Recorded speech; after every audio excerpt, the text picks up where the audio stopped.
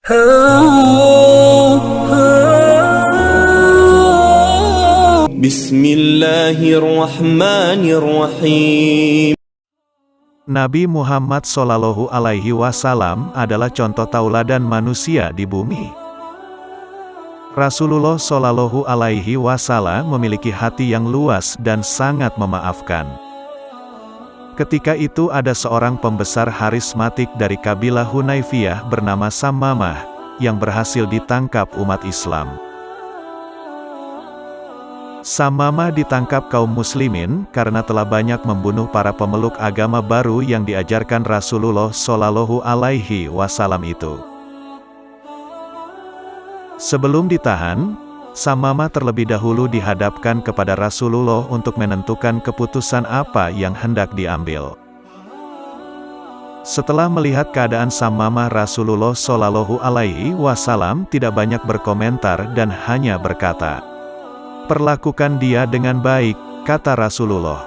Setelah itu, segera para sahabat yang ada di sekelilingnya langsung membawa Sammamah ke lokasi penahanan. Di ruang tahanan, Sammamah sangat rakus bila makan. Sammamah bisa melahap semua jatah makanan 10 orang sekaligus tanpa merasa bersalah. Perilaku tawanan baru itu disampaikan kepada Rasulullah.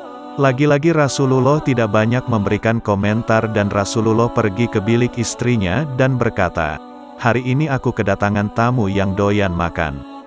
Hidangkan padanya semua makanan yang telah kalian siapkan." Setelah menerima hidangan yang disediakan istri Rasulullah itu, Sammamah menyikat habis semua makanan yang dihidangkan padanya. Sementara Rasulullah dan keluarga yang juga kelaparan mengalah tidak ikut makan. Hal ini terjadi sampai beberapa pekan, tapi Rasulullah tetap baik kepada Sammamah meski Sammamah hanya makan, minum, dan tidur.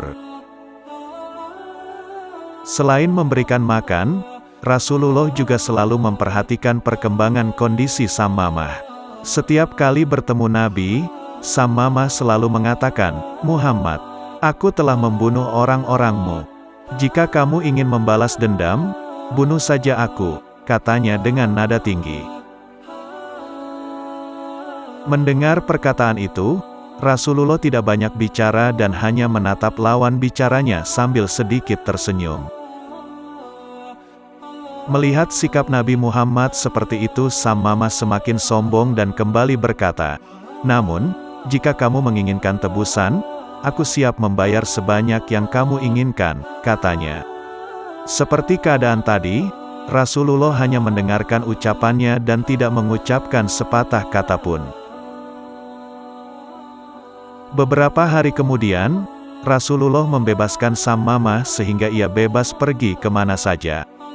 Setelah melangkah beberapa jauh, Sammamah berhenti di bawah sebuah pohon. Ia selalu berpikir, dan terus berpikir memikirkan sikap Nabi Muhammad yang begitu ramah dan baik. Kemudian, ia duduk di atas pasir dan masih tetap tidak percaya. Mengapa orang yang menawannya tidak memperlakukan dirinya dengan kasar, padahal ia telah membunuh banyak sahabat Rasulullah. Setelah beberapa lama memikirkan sikap Rasul yang baik, ia beranjak bangkit kembali menuju kediaman Rasulullah dan menyatakan masuk Islam. Setelah masuk Islam, Sammamah menghabiskan beberapa hari bersama Rasulullah kemudian pergi ke Makkah untuk mengunjungi Ka'bah.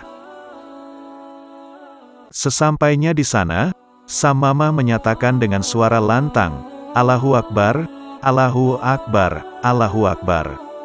Saat itu Makkah masih berada di bawah kekuasaan Quraisy. Orang-orang menghampirinya dan mengepungnya. Pedang sudah terayun-ayun mengintai kepala dan lehernya. Salah seorang dari kerumunan itu berkata, "Jangan bunuh dia.